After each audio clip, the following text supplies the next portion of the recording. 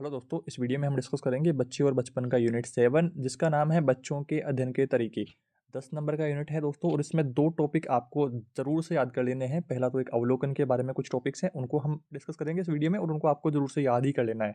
और एक important topic आता है साक्षात्कार को लेकर के। ये दो टॉपिक आपको ज़रूर से याद करना है और इसके अलावा भी कुछ जो छोटे छोटे टॉपिक्स हैं उनको हम इस वीडियो में डिस्कस करेंगे जो कि आपको याद करने हैं, जिनसे आप 10 नंबर इस यूनिट में पक्के कर पाएंगे। तो वीडियो को पूरा देखिए, चैनल पर नए हैं तो सब्सक्राइब कर लीजिए इसी तरह के इंपॉर्टेंट वीडियोज़ के लिए। सबसे पहले दोस्तों हम बात करते हैं बच्चों के अध्ययन के तरीकों की आवश्यकता के बारे में और उनके महत्व के बारे में। इसमें देखिए, प्रत्येक बच्चे की अपनी अलग एक पहचान होती है। उसके विकास की प्रक्रिया भी सब बच्चों की भिन्न भिन्न रहती है।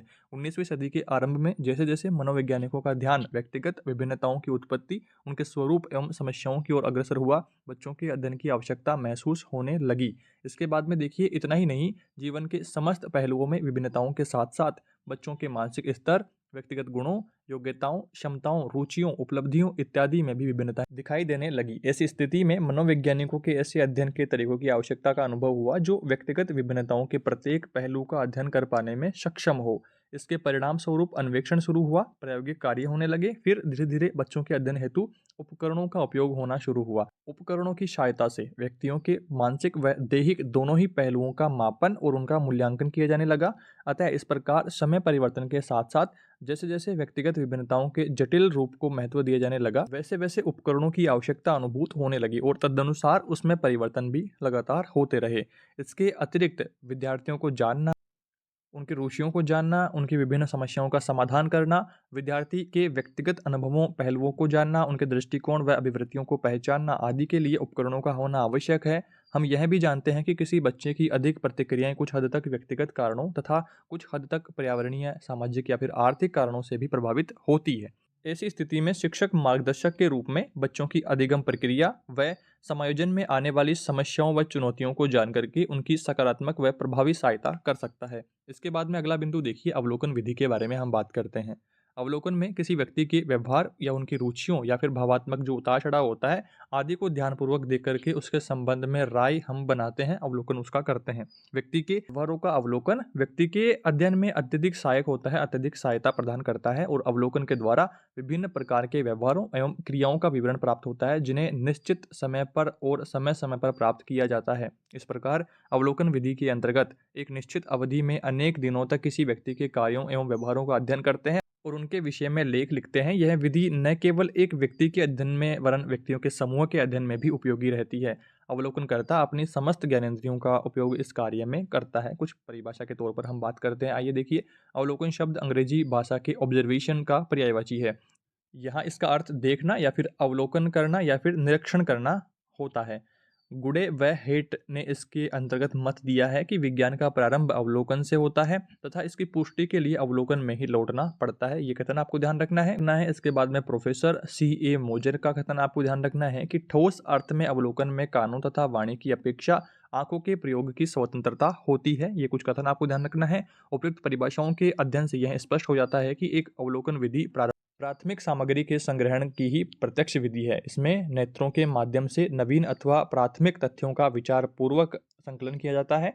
इसके साथ ही इसमें अवलोकनकर्ता अध्ययन के अंतर्गत आए समूह के दैनिक जीवन में भाग लेते हुए अथवा दूर बैठ करके उनके सामाजिक तथा व्यक्तिगत व्यवहारों का अपनी ज्ञानेंद्रियों के द्वारा प्रत्यक्ष अवलोकन कार्य संपादित करता है। तो एक तो क्या होता है कि प्रत्यक्ष जाकर के आप उसका अवलोकन कर रहे हैं, प्रत्यक्ष जाकर के उसकी जो क्रिया प्रतिक्रिया हो रही है उनको देख रहे हैं। एक आप दूर बैठ करके कर रहे हैं, तो वो सारी चीज़ें मैटर करती है। तो दो प्रकार से आपको अवलोकन ध्यान रखना है। इसके बारे में आइए कुछ बिंदुओं को हम डिस्कस करते हैं। सहभागी अवलोकन क्या है कि इस विधि में अवलोकनकर्ता विद्यार्थियों की क्रियाओं में स्वयं हाथ बटाता है, अर्थात अवलोकनकर्ता विविध गतिविधियों में सहभागियों के साथ में भाग लेते हुए उस समूह का सदस्य बन जाता है और इसके साथ साथ उसके व्यवहारों का भी अवलोकन करता रहता है।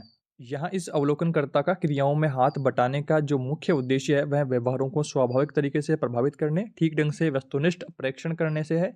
इस प्रकार के अवलोकन में शिक्षक अवलोकनकर्ताओं के रूप में निकट व गहराई से विद्यार्थियों का प्रत्येक पहलू को ध्यान से अवलोकन करके उसका विस्तृत रिकॉर्ड तैयार कर सकता है। तो सहभागी अवलोकन का मतलब है कि अवलोकनकर्ता आपके साथ में रहेगा और डिटेल में सारी जानकारी जान पाएगा। और इसके बाद में अगला बिंदु आता है असहभागी अवलोकन। इस प्रकार के अवलोकन में शिक्षक एक अवलोकनकर्ता के रूप में समूह में सम्मिलित ना होकर के उस गतिविधि पर बाहर से दृष्टि रखता है और विद्यार्थियों के व्यवहार को ध्यानपूर्वक देखता है। अवलोकनकर्ता विद्यार्थियों के व्यवहार को विद्यालय के अंदर एवं बाहर किसी भी जगह पर ध्यान से देखता रहता है और उसके आधार पर निष्कर्ष पर पहुंचता है। एक शिक्षक के लिए औपचारिक व अनौपचारिक, सहभागी व असहभागी सभी प्रकार के अवलोकन महत्वपूर्ण हैं। कई बार इन अवलोकन विधियों का प्रयोग साथ-साथ होता है। कक्षा में शिक्षक अपने अवलोकन के आधार पर ही कक्षा व्यवस्था, विद्यार्थियों के व्यवहार को व्यवस्थित करता है। इसके बाद में देखिए अवलोकन की उपयोगिता के बारे में कुछ बिंदु आपको ध्यान रखना है। पहला बिंदु है, इसमें समस्या का चयन किया जाता है और तत्पश्चात उस समस्या का बारीकी से अवलोकन पर अध्ययन किया जाता है। दूसरा बिंदु है पूर्व निर्धारित उद्देश्य, सुनियोजित अवलोकन व सुव्यवस्थित अभिलेखन से यह विधि बहुत प्रभावित बन जाती है, बहुत उपयोगी बन जाती है। तीसरा बिंदु क्या है, इसके परिणाम विश्वसनीय और वैध होते हैं। ये 3 बिंदु आपको अवलोकन की उपयोगिता के अंतर्गत ध्यान रखना है। और इसके बाद में हम बात करते हैं अवलोकन करते समय आपको क्या-क्या बातें ध्यान रखनी होती है। तो इसमें देखिए पहला बिंदु आता है, अवलोकन की परिस्थितियों से अवगत होकर के उसके लिए सहभागियों के चयन में सावधानी बरतना चाहिए। दूसरा बिंदु क्या है, अवलोकन के प्रकार के अनुसार उसके नियमों का ध्यान रखना चाहिए। तीसरा बिंदु है, अवलोकन बिंदुओं के निर्धारण में विशेष रूप से ध्यान देना होगा। चौथा बिंदु है, अवलोकन की प्रक्रिया के दौरान लचीलापन रखना होगा। पांचवा बिंदु है, पूर्व निर्धारित उद्देश्यों को ध्यान में रखना होगा। तो ये 5 ध्यान रखने योग्य बातें आपको ध्यान रखनी है। और इसके बाद में हम बात करते हैं, अगला महत्वपूर्ण बिंदु आता है साक्षात्कार के बारे में। साक्षात्कार अंग्रेजी भाषा के शब्द इंटरव्यू का हिंदी रूपांतरण है। इंटरव्यू को 2 भागों में, इंटर यानी कि भीतर और व्यू यानी कि देखना, में विभाजित किया जा सकता है। इसका शाब्दिक अर्थ होता है अंतःदर्शन, अर्थात आंतरिक रूप से देखना। इस तरह हम शाब्दिक रूप में इसे साक्षात्कार कहेंगे। और दूसरे शब्दों में यह भी कह सकते हैं कि जिन अप्रकट व अदृश्य तथ्यों को बाह्य रूप से निरीक्षण नहीं किया जा सकता, यानी कि जिन्हें हम लिख नहीं सकते, जिन शब्दों को, जिन वाक्यों को, उन्हें हम बातचीत के दौरान हम जान सकते हैं या फिर उनके बारे में हम जानकारी हासिल कर सकते हैं। तो उन्हें भी हम क्या कहेंगे, साक्षात्कार कहेंगे, गहन जानकारी प्राप्त करने के बारे में। अतः साक्षात्कार अभिमुख संवाद होता है, ये भी बात आपको ध्यान रखनी है। इसके बाद में देखिए, इस विधि द्वारा विद्यार्थियों की अभिरुचियों, योग्यताओं, मनोवृत्तियों से संबद्ध अवधारणाओं का अध्ययन करते हैं। इसका प्रमुख जो उद्देश्य है, व्यक्तियों के विचारों या फिर विश्वासों, मूल्यों, भावनाओं, अतीत के अनुभवों आदि के विषय में जानने से है। इसमें प्रत्यक्ष संपर्क अर्थात आमने-सामने के संपर्क द्वारा सूचनाओं को एकत्रित किया जाता है। साक्षात्कार विधि में शिक्षक विद्यार्थियों का एक-एक करके या फिर एक छोटा समूह बना करके कुछ प्रश्न पूछते हैं। साक्षात्कार का प्रयोग मुख्यतः उन विषयों के अध्ययन के लिए किया जाता है जिनको जानने के लिए बातचीत की आवश्यकता होती है या बातचीत करनी आवश्यक होती है। उदाहरण के तौर पर बच्चों के समायोजन संबंधित समस्याएं जो है उनका अध्ययन करने तथा साथ ही साथ उनका शैक्षिक व व्यावसायिक निर्देशन संबंधित अवधारणाओं को जानने के लिए इस विधि को अपनाया जाता है। ये कुछ बिंदु आपको यहाँ पर ध्यान रखना है। इसके बाद में हम बात करते हैं 2 प्रकार साक्षात्कार की, संरचित और असंरचित। संरचित का मतलब है कि जिसकी संरचना पहले से बनी हुई है, और असंरचित का मतलब है जिसकी संरचना पहले से नहीं बनी हुई। पहले हम इनके बारे में और डिटेल में जानते हैं, तब आप अच्छी तरह से इसके बारे में समझ पाएंगे। इस विधि में अध्ययनकर्ता अध्ययन सामग्री, समस्या से संबंधित प्रश्नों व इकाइयों को एक निश्चित क्रम में पहले से ही तैयार कर लेता है। यानी कि ये जो साक्षात्कार होता है, इसमें क्या-क्या प्रश्न पूछे जाने वाले हैं, उन प्रश्नों का उत्तर क्या रहेगा, वो सब कुछ पहले से डिसाइडेड रहता है, पहले से संरचित रहता है, संरचना उनकी पहले से बनी हुई रहती है। इस तरह से आपको समझना है।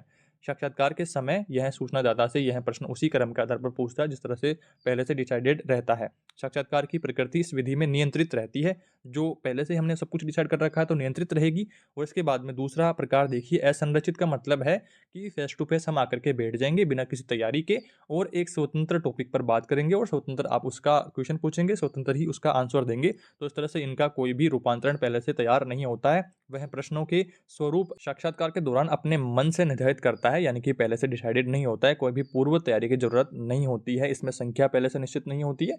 अध्ययनकर्ता अध्ययन सामग्री, जो अध्ययन संबंधित कोई भी प्रश्न पूछता है, वो प्रश्न पूछने के लिए स्वतंत्र रहता है। इस तरह से आपको संरचित और असंरचित साक्षात्कार के बारे में ध्यान रखना है।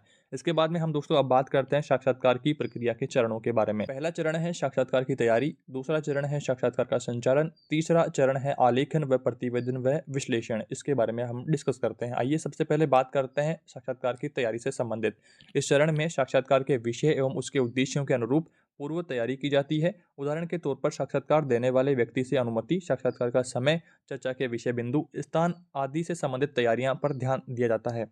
इस दौरान साक्षात्कार की योजना का निर्माण भी किया जाता है, जिसमें साक्षात्कार का प्रारंभ, विकास एवं समापन से संबंधित व्यवस्था की योजना बनाई जाती है। दूसरा बिंदु आता है साक्षात्कार का संचालन। इसमें देखिए, इस चरण में साक्षात्कार से पूर्व निर्धारित योजना के अनुरूप क्रियान्वित किया जाता है। इस दौरान साक्षात्कारकर्ता व साक्षात्कार के विषय बिंदु को चर्चा के केंद्र में बनाए रखने के अलावा कई महत्वपूर्ण बातों पर ध्यान देना आवश्यक होता है। जैसे शुरुआत कैसे करें, सम्मुख बैठे व्यक्ति से चर्चा को स्वाभाविक कैसे बनाएं, स्वाभाविक रूप से शुरू कैसे करें और चर्चा के दौरान महत्वपूर्ण बातों को ध्यान में कैसे रखें इत्यादि प्रश्नों का हमें ध्यान रखना होता है संचालन करते समय। और संचालन का समापन कैसे करें इसका भी विशेष ध्यान रखना होता है। तो ये कुछ बिंदु आपको यहाँ पर ध्यान रखना है। इसके बाद में तीसरा प्रकार आता है तैयारी का, आलेखन, प्रतिवेदन व विश्लेषण के बारे में। इस चरण में देखिए साक्षात्कार के दौरान आए महत्वपूर्ण सूचनाओं को व्यवस्थित रूप से लिखना होता है। प्राय साक्षात्कार के तुरंत बाद इस कार्य को कर लिया जाता है ताकि किसी भी विशेष प्रकार की जो महत्वपूर्ण जानकारी है वो ध्यान से ना उतर जाए। अंत में उद्देश्यों के आधार पर प्राप्त सूचनाओं का विश्लेषण कर लिया जाता है। तो इस तरह से आपको ये तीनों प्रकार ध्यान रखने हैं। अब हम बात करते हैं साक्षात्कार की विशेषताओं के बारे में। पहला बिंदु देखिए, साक्षात्कार उन व्यक्तियों के लिए गोपनीय सूचनाएं प्राप्ति का उत्तम साधन है जिन्हें वह लिखना नहीं चाहता या फिर लिख नहीं पाता है, अपने शब्दों में पिरो नहीं पाता है, तो वो आपको ध्यान रखना है। दूसरी विशेषता है साक्षात्कारकर्ता अपने अनुसंधान का उद्देश्य प्रत्यक्षतः स्पष्ट कर सकता है तथा मौखिक सूचनाएं क्या होनी चाहिए वह भी स्पष्ट कर सकता है। तीसरा बिंदु है आज व्यक्ति लिखने की अपेक्षा विचार विमर्श को ज्यादा महत्व देता है। चौथा बिंदु है साक्षात्कारकर्ता पूरक प्रश्नों द्वारा विषयी जो प्रश्न है उनमें त्रुटिपूर्ण अर्थ का स्पष्टीकरण कर सकता है।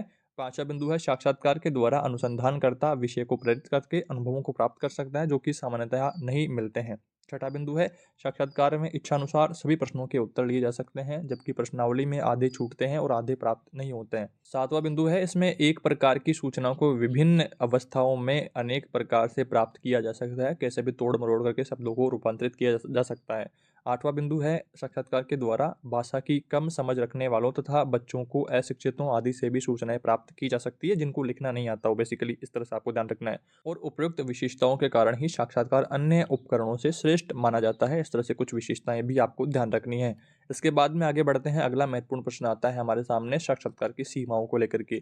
पहला बिंदु इसमें आपको ध्यान रखना है कि इसमें समय तथा श्रम दोनों ही अधिक लगते हैं, साथ ही बहुत बड़ी संख्या में साक्षात्कार कर पाना मुश्किल होता है। अतः यह विधि बहुत छोटे समूह के लिए उपयुक्त है या फिर एक एक व्यक्ति का साक्षात्कार हम करेंगे तो उसमें ज़्यादा डिटेल हम उसके बारे में जान पाएंगे। दूसरा बिंदु देखिए, साक्षात्कारकर्ता की पूर्व धारणा के कारण साक्षात्कार के आंकड़े तथा विश्लेषण दोनों ही प्रभावित होते हैं। अतः इससे प्राप्त निष्कर्षों पर पूर्ण रूप से निर्भर नहीं रहा जा सकता है। मन से चाहे आप गलत जानकारी दे देंगे या फिर कुछ भी बना करके बता देंगे तो वो फिर यहाँ पर दिक्कत करता है और उस पर ही निर्भर नहीं रहा जा सकता, वो प्रभावित होता है। तीसरा बिंदु यहाँ पर आता है, इस विधि द्वारा विद्यार्थियों के शैक्षिक व्यवहारों का अध्ययन करते समय यह देखा जाता है कि वे उस परिवेश में घबरा जाते हैं या डरे डरे दिखते हैं। इस कारण कभी कभी तो वे सब कुछ जानते हुए भी प्रश्नों का सही उत्तर नहीं दे पाते, अतः निष्कर्ष तक पहुंचना संभव नहीं हो पाता। इसके बाद में देखिए सामाजिक जननांग प्रोफाइल की उपयोगिता का भी प्रश्न कई बार आया है। तो इसमें देखिए क्या उपयोगिता है। पहली उपयोगिता देखिए विद्यार्थियों का व्यक्तिगत परिचय मिल जाता है। दूसरी उपयोगिता है विद्यार्थी की पारिवारिक जानकारी मिल जाती है। तीसरी उपयोगिता है प्रायोज्य की उम्र का पता चल जाता है। चौथी उपयोगिता है उसका लिंग, जाति, धर्म, विद्यालय का नाम, जन्म स्थान, पारिवारिक ब्यौरा, भाषा आदि की जानकारी मिल जाती है। पांचवा बिंदु है विद्यार्थी की सामाजिक, आर्थिक, व्यक्तिगत स्थिति की आधारभूत जानकारी प्राप्त हो जाती है।